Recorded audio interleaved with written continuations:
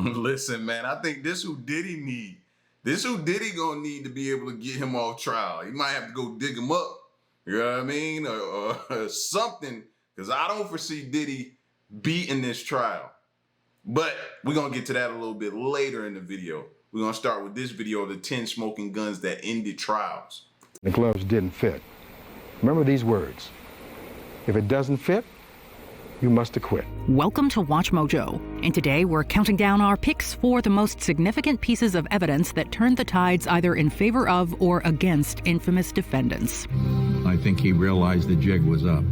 He never thought that he left physical evidence. Number 10, audio recordings. Depp v. Heard. The defamation case between Hollywood actors and former partners Johnny Depp and Amber Heard centered around a 2018 opinion piece published in the Washington Post. He decided to sue his ex-wife personally over an article she wrote for the Washington Post. And this time, he was taking the fight back home. In the article, Heard asserted that she had been a victim of domestic violence during their marriage. However, Depp sued her, insisting that he was the one subjected to violence at her hands. So much of the case was put to the jury as being whether or not Johnny Depp would be the sort of person, or is the sort of person, that would ever lay a finger against another woman. A crucial moment during the trial was the playing of an audio recording where the couple argued about a past physical altercation that left Depp's finger injured. On the tape, Heard appears to acknowledge hitting Depp and berates him for complaining about it. But you're fine. I did not hurt you. I did not punch you. I was hitting you. This incriminating tape likely influenced the jury's decision to hold Heard liable for defaming Depp, quote, with actual malice. Number 9. That's crazy because a lot of times the system, sometimes we feel like the system just believes a woman without even looking any further. You go watch some of those Netflix documentaries. I was watching a lot of them yesterday, by the way. And a lot of times they'll just take somebody's word for it and go arrest the other person. And you be like, so I'm telling y'all, this happened to me. This happened to me. I'm showing you, I'm bruised and bloody. I'm showing you all this and you still believe what he said or she said and come arrest me? Like, I even heard of the story yesterday where a woman had to crawl to her leasing office and they still arrested her because the dude went back to the house and he cut his own self and told the police that she did it. So it's like, bro, like it's wild out here. Terry Sanderson's post-incident travel, Gwyneth Paltrow ski crash trial. In 2023, actress and lifestyle entrepreneur Gwyneth Paltrow faced a civil lawsuit from retired Utah doctor Terry Sanderson. Oscar-winning actress Gwyneth Paltrow in court being sued, accused of violently crashing into a man during a family ski trip in Park City, Utah. Sanderson alleged that in 2016, Paltrow collided with him on a ski slope, resulting in permanent traumatic brain injury and severe emotional distress, among other things. Paltrow's legal team challenged Sanderson's claims by presenting evidence of the numerous vacations he took after the supposed incident, as well as social media posts depicting him in good spirits. You posted a lot on social media? Relative to other people, didn't seem like I did. Very little. All of these pictures are from your personal Facebook after the collision. Although Sanderson maintained that these trips were part of his recovery, the jury disagreed with him. They ultimately found him responsible for the accident and awarded Paltrow the requested $1 in damages. I believe she thinks she has the truth. I believe she thinks that. But I know. I absolutely know. And I said I would not bring any falsehoods. I'm going to tell the truth, and I did. Number 8. Seeking $1 in damages is cold-blooded, bro. That's cold-blooded. It's like, what? That's a slap to the face. $1, that's just really just, that's some Rick James cold-bloodedness right there. That's simply what it is. 8. Handwriting analysis. The Lindbergh kidnapping trial. The 1935 trial of Bruno Richard Hauptmann for the kidnapping of the Lindbergh baby was one of the first cases hailed as the trial of the century. Despite the media attention, the police investigation quickly stalled. Hauptmann had been arrested after a significant portion of the ransom money was traced to him. However, he claimed that the money belonged to a former business partner who owed him a debt. Recent transactions are dominated by $10 and $20 gold certificates. Gold certificates are discovered in his home. and in his pockets. Perhaps the most damning evidence against Hauptmann was handwriting analysis that seemed to suggest Hauptmann had written the ransom note. During the trial, 8 handwriting experts took to the stand to testify to that. Despite the evidence against him being largely circumstantial, Hauptmann was convicted and sentenced to death. Hauptmann is found guilty and sentenced to death.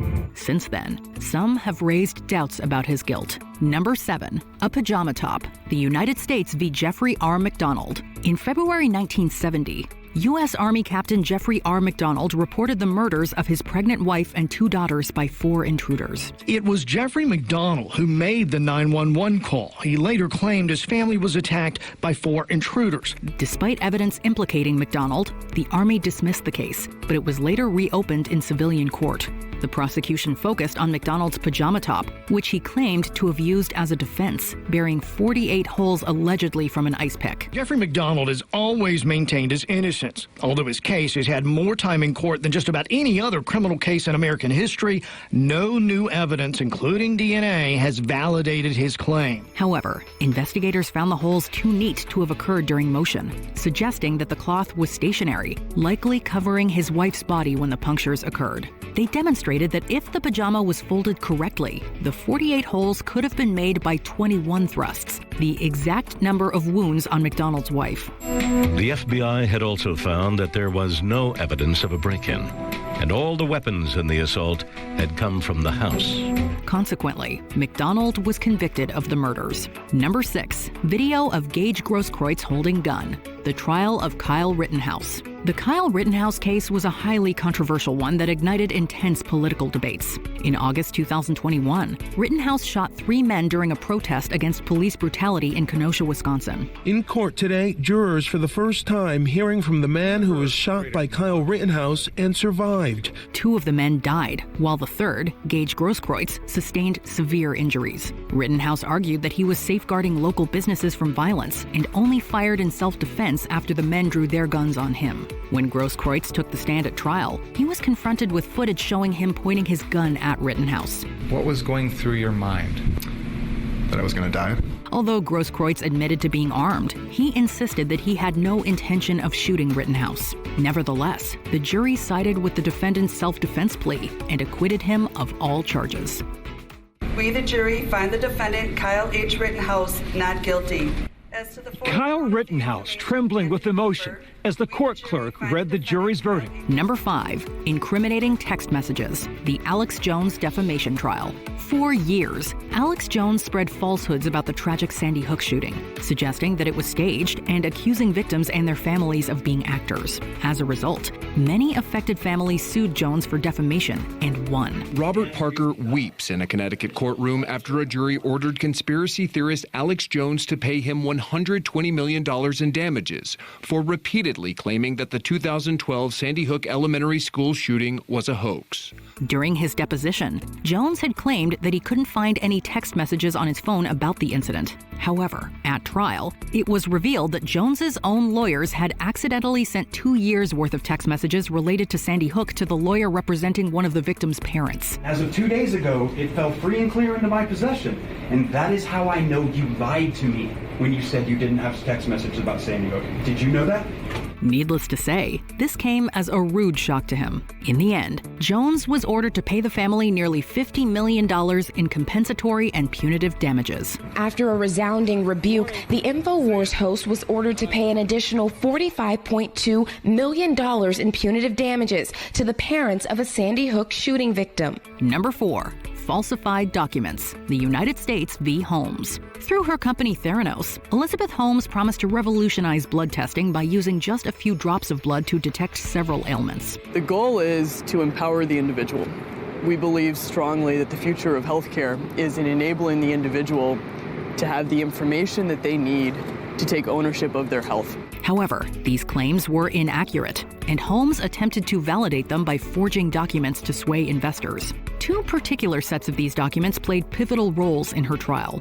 The first, a counterfeit endorsement from pharmaceutical giant Pfizer, falsely suggested that they had endorsed Theranos' technology. Remember those logos that Elizabeth Holmes admitted she put on pharmaceutical company lab reports and then sent to prospective business partners like Walgreens. It was Pfizer and Schering-Plough. Well, it turns out she did more than just change the add the logos. The second set of documents presented inflated revenue projections of $40 million through purported contracts with drug companies, which were later proven to be bogus. These documents were all the jury needed to convict Holmes of fraud and sentence her to over 11 years in prison. Today, she entered the minimum security federal women's prison camp located in Bryan, Texas. Number 3. Kennel Video, the murder trial of Alec Murdaugh. A member of South Carolina's prominent Murdaugh family, Alec Murdaugh became the prime suspect after his wife Maggie and their son Paul were killed in June 2021. For several months, Murdaugh claimed that he was not present when the murders took place. Murdaugh claimed he didn't go to the family's kennels that night until he found his wife and son's bodies. But an unexpected source, his own son Paul, unknowingly helped secure a guilty verdict from beyond the grave. Moments before his tragic death, Paul made a video in the family's dog kennel, which captured Murdaugh's voice, thus shattering his supposed alibi. Prosecutors playing that video for him again in court. Can you point out Alec Murdaugh, the person whose voice you recognize in this video in this courtroom, please? Sitting right there in the gray jacket. Prosecutors presented this incriminating footage in court, following which Murdaugh changed his story but still maintained his innocence. It's crazy how most of the time they incriminate themselves. Again, I'm telling y'all, these Netflix documentaries got me hooked. The documentaries got me hooked, man. And I'll be watching them one after the other. And I was watching one yesterday, right? And it was this couple, just like this, right? And he hired somebody to take out his now ex-wife, right? And he hired a cousin to do it. And his cousin was all on social media, videotaping on the way to the crime, after the crime, flaunting the money, showing the money that he had gotten paid from his cousin to do the job. Him and his girl were they always incriminate themselves, either through their text message, videos, or social media. And all the time you see it, all the time, and you're like, he didn't do that, did he? I'm telling you, all the time.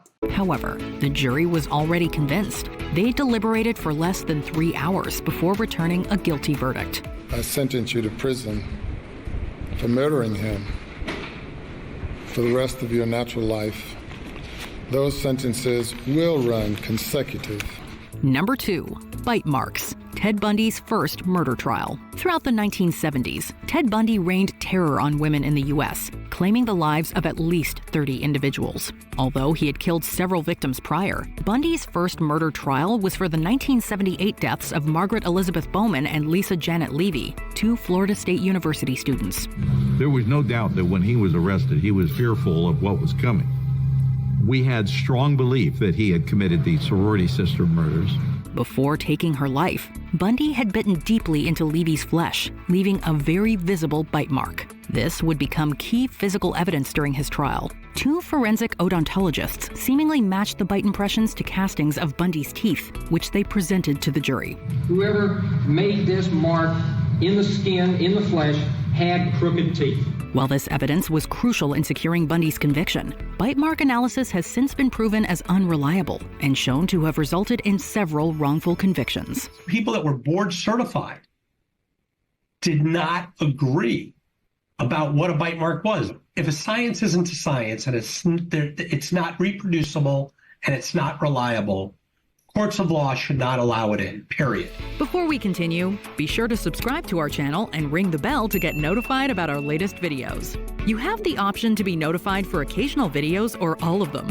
If you're on your phone, make sure you go into your settings and switch on notifications. Number 1, bloodied gloves. The People versus O.J. Simpson. If it doesn't fit, you must acquit.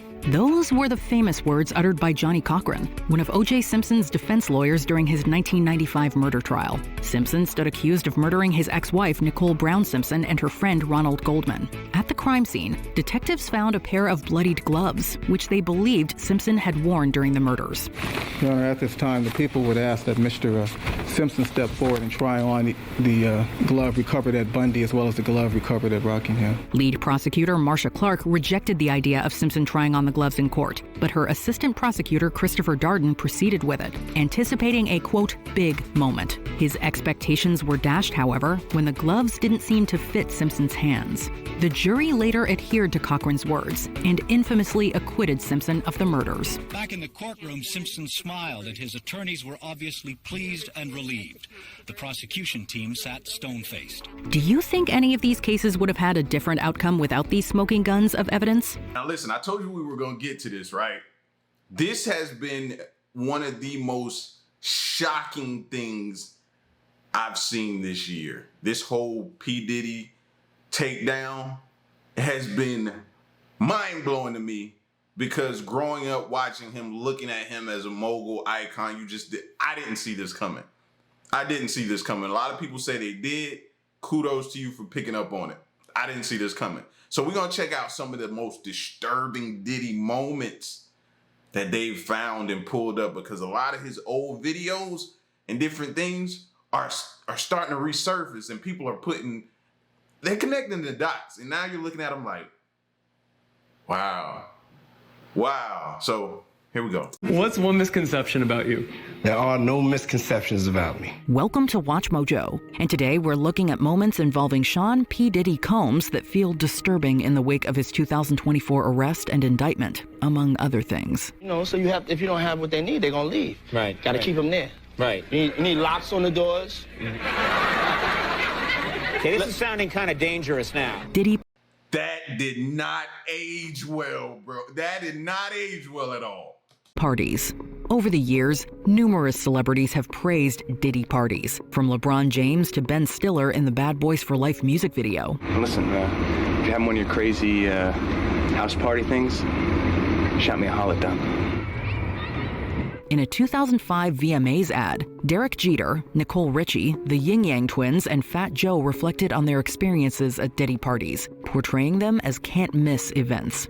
Given the recent descriptions of Combs's alleged freak-off parties, these celebrity testimonies come across as insensitive in retrospect. It's hard to say which is more off the hook, a Diddy party or a Diddy after party, or a Diddy after party, which is basically a pre-party for the next Diddy party. Combs's accounts of his parties have not aged well either. In a resurfaced video, Combs films a seemingly passed-out DJ named James as another guest places a drink on his head.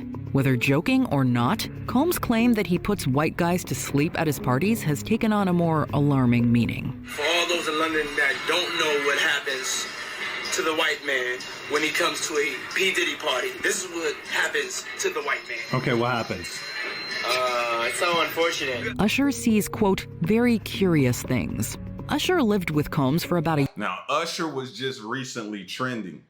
I heard it. I saw where he was trending for, he had like removed all his posts, but then he came back, said his account was hacked, so we don't know, but everybody's like, nah, we ain't believing you. So it's a whole thing. He was trending all weekend. A year during his early teens. And I lived with Sean Puffy Combs for a year. That's the crazy thing. Now, that was L.A. Reid's idea, right? In a 2016 appearance on The Howard Stern Show, Usher recounted his time in New York with Combs. Usher recalled several names like Biggie Smalls and Lil' Kim dropping by as parties raged into the early morning. I went there to see the lifestyle. Right. And I saw it. And it was but I don't know if I could indulge and understand what I was even looking at. It was pretty wild. While Usher claims he stayed up later than Combs and his crew, he wasn't sure if he could, quote, indulge in some of the activities taking place. Although Usher didn't entirely understand everything going on, Combs's lifestyle was clearly, quote, wild, quote, crazy, and, quote, curious. When asked if he would ever send his kids to, quote, Puffy Camp, Usher gave a firm no. You're a dad now. Would you ever send your kid to Puffy Camp? Hell no. Usher said this with a laugh, but the allegations that have come out since have piqued our curiosity. Get him to the... Y'all know all of this stuff is going to be like used in the trial, right? This is why I say I just don't foresee him beating this. All of these things, among other things, of whatever they found on those tapes, they're going to use against him. I do not see him beating this. The Greek. As funny as this 2010 comedy was upon release, it's hard to rewatch without thinking about how problematic several cast members have become. It's better that you've apologised, because now we can start to rebuild. In 2023, two women, one being his ex-girlfriend, accused Jonah Hill of abusive behavior. The same year, Russell Brand's history of sexual assault accusations caught up to him. Then there's Combs, who played hot-headed record producer Sergio Roma. Oh, y'all think this meeting is for me? No, this meeting is not for me, it's for y'all. See, I'm gonna be all right. I'm straight. I got villas in Brazil, Tahiti, East Hampton, West Hampton. Sergio gonna be fine. While the character was likely intended as a self-aware send-up of Combs's bombastic persona, it might have hit closer to home than the filmmakers realized. In one notable scene, a whacked-out Sergio goes on a rampage, chasing Hill and Brand's characters down a hallway. Where you going? Run all the way back to L.A. Nowadays, when we think of Combs running down a hallway, an infamous video involving Cassie Ventura immediately comes to mind. Quote, "I'm a savage." Combs' YouTube channel posted multiple videos building hype for the 2017 documentary Can't Stop, Won't Stop. We want to hit him with that pure, uncut 1000% who we are. If you think that title has taken on an uncomfortable sentiment, the same can be said about the aforementioned videos. In one, Combs talks about how important winning is to him, which has likely never been more true than now. I want to win over and over and over. In another clip, Combs sits in his office, making a deal with MTV over the phone. Combs is so excited about the outcome that he starts messing up his desk, proclaiming that he's a, quote, savage who gets whatever he wants and can't be kept down. Savage! I'm a savage! Oh! I'm a savage! Taking a breather, Combs proceeds to ask what's next, although we're not sure he wants the answer. Jennifer Lopez's mom. After appearing in the Been Around the World music video, Jennifer Lopez dated Combs from 1999 to 2001. So handsome. In a later interview with Wendy Williams, the talk show host floated the idea of Lopez and Combs getting back together. Before Lopez could answer, she pointed to her mother, Guadalupe Rodriguez, in the audience. The horrified expression on Rodriguez's face said everything, as did a dismissive hand motion. Look at Look at Lopez went on to talk about how Combs sent her 100 white doves, which wasn't as romantic as he might have envisioned. Even if this gesture had won Lopez back, it's safe to say her mother would not have approved. It's crazy. Everybody came alive. They all had something to say. Yeah, everybody has an opinion. Yes, it's funny to me. So no puffy. Be this due to Combs' suspected infidelity during his relationship with Y'all forgot what she went through? And some people are trying to say that she was heavily involved, so you never know. But the gun in the purse, the gunpowder residue, all the different things that happened with that trial, Shine going to jail, like that was a whole incident I think people blocked out of their mind. Like the victim, remember the victim, like it's so much stuff that came with that. I don't blame her. I would try to get far away from that as possible. I don't want to look back. Lopez, or another reason, Rodriguez has strong parental instincts. Ashton Kutcher's Hot Ones interview. Although he has somewhat distanced himself from Combs as of late, Ashton Kutcher was once proud to call the rapper his friend. Diddy party stories, they're our favorite genre of anecdote if you have one, yeah. Wow, okay, I've got a lot I can't tell. During his 2019 interview on Hot Ones, Kutcher was asked if he had any Diddy party stories to share. Kutcher had plenty, but he struggled to think of one that he could tell. Can't tell that one either. I mean, like actually cycling through them. With a smile, the actor shifted the subject away from the parties, instead talking about how he first met Combs and a memorable run the two shared. While Kutcher avoided discussing any parties, there has been speculation that he could be called to testify at Combs' trial, which would put him in a much hotter seat.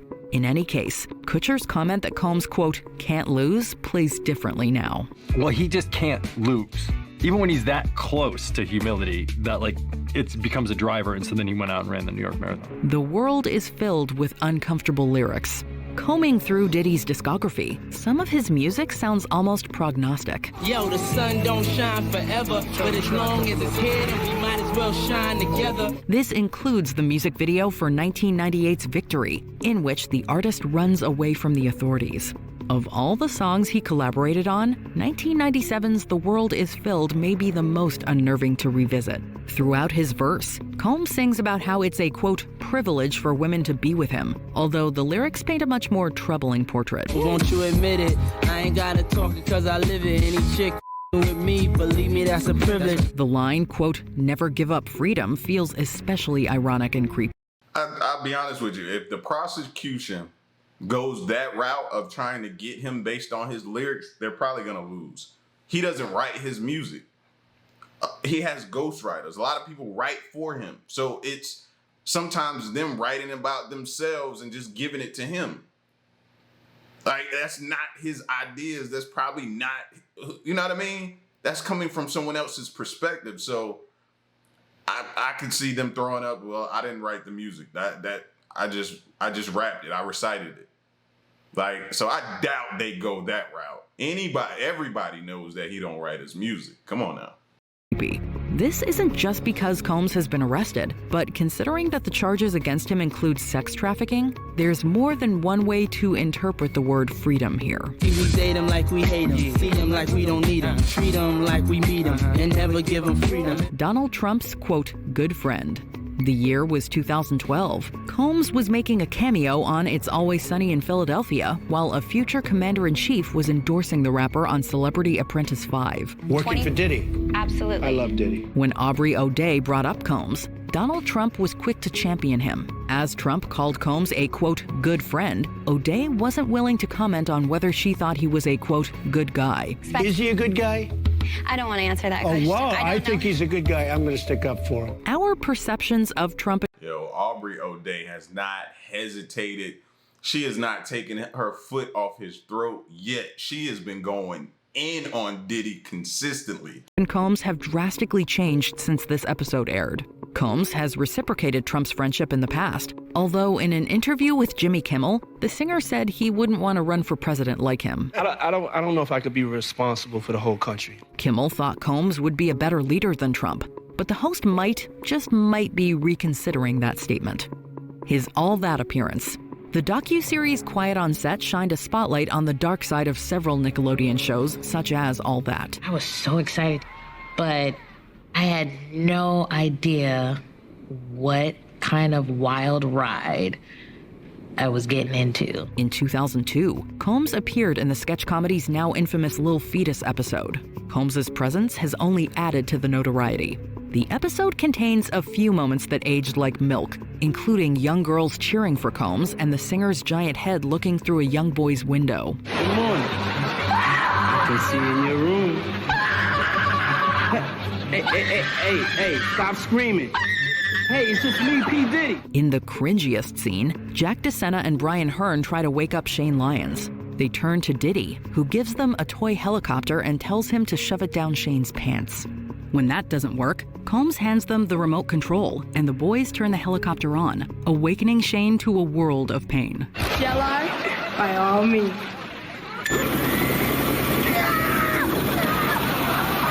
You know, for kids. Before we continue, be sure to subscribe to our channel and switch on notifications. Justin Bieber's 48 Hours with Diddy. In 2009, a video was posted to Justin Bieber's YouTube page featuring the teenage singer and Diddy. As soon as you turn 16, you know what I'm saying? I'm gonna let you rock this every time you feel like, yeah. Addressing the camera, Combs said Bieber would be hanging out with him for 48 hours. Combs wouldn't divulge exactly what they would be up to, but he presented it as a dream come true for a boy of Bieber's age. It seemed innocent, even cool at the time. I don't have legal guardianship of him, but for the next 48 hours, he's with me. So, and we gonna go full crazy. 15 years later, though, we can't help but read more into the awkward word choice. For the record, Combs says, quote, buck full crazy, but it sounds like something else. The two reunited in another video where Combs mentions they haven't seen each other in a while. This prompts Bieber to give him a fake number. Okay. My number? Yeah. I'm gonna tell you my number. Yeah. It's 555. Yes. Okay. 5555. Okay. 55. You heard that? What Diddy moments do you look at differently? Let us know in the comments. Your parents ain't let you watch the Cosby Show when you was coming up? Oh, my parents would never have let me watch something like that.